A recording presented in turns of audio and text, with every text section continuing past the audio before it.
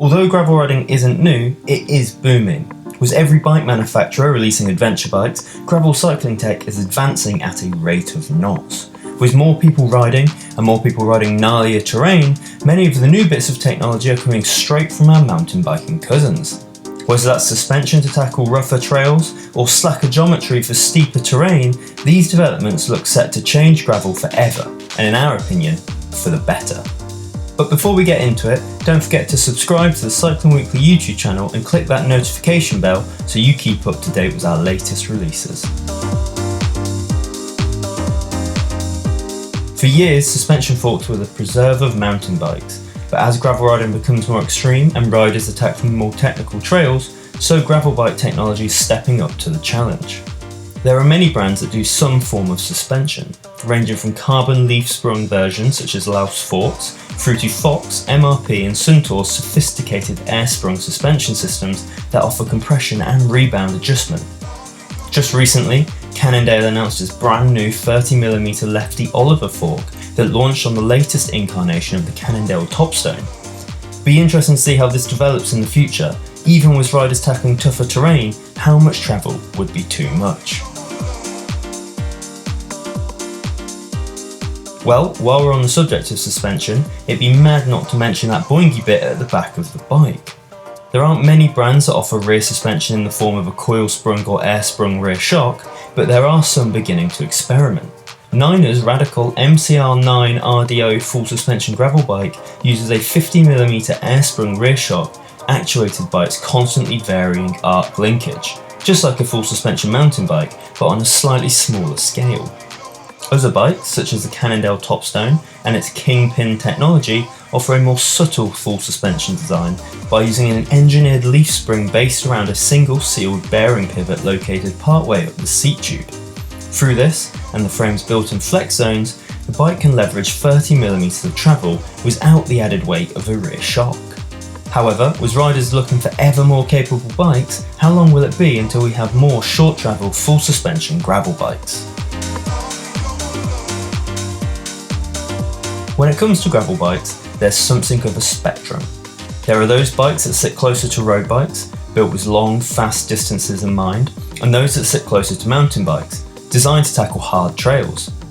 Many gravel bikes that previously sat closer to road bikes have now received slacker geometry. Take the Specialized Diverge as an example. The latest edition features a longer wheelbase and a slacker head angle than the previous model that makes it altogether a more capable bike. Other gravel bikes sit closer still to their mountain bike siblings and are far slacker. Take the Chamois Hager as an example. It's super slack and long and has an enormous amount of standover clearance to help you tackle steep and techy terrain. While it will always be a fine balance between finding a bike that's comfortable to ride on tarmac as well as off-road, it wouldn't surprise us to find the mountain bike adage of longer, lower and slacker come across to gravel. Mountain bikers have been running dropper posts on their bikes for years now, allowing them to drop their saddles out of the way on their descents without having to stop to raise them again on the other side. These handy devices are beginning to pop up on top-end gravel bikes, albeit with smaller amounts of drop. However, not all gravel frames can accommodate them yet, and we'd expect that to change very soon once it becomes clear how much more fun they make technical riding. This one might be more than a little controversial, but here at Cycling Weekly, we're loving riding e-gravel bikes. Just as electric mountain bikes took the UK mountain biking scene by storm, we're predicting e-gravel bikes to do the same thing. With a motor and battery equipped, steep technical descents no longer pose a problem, and there's a thrill to shredding your way uphill. With the advent of battery extenders, we also love the idea of throwing on the bike packing bags and having ourselves a proper multi-day adventure. While the wheel size debate has been raging in the mountain biking community for years, us gravelers are beginning to experiment. Many gravel bikes are now able to accommodate both 29-inch wheels or 27.5-inch wheels with fatter tyres. The smaller diameter wheels offer faster acceleration and manoeuvrability, perfect if you like your single track tight and twisty. In fact, we've actually taken a look at which wheel size is the quickest, and we'll link to that video down below. The popularity of fatter rubber is also exploding, with riders relishing the added grip and comfort wider tyres offer, with bikes accommodating well over 40mm tyres and in some cases 50mm as well. Okay, so if your bike had flat bars, front and rear suspension and wide tyres, at what point does it become a mountain bike? That's quite the philosophical question.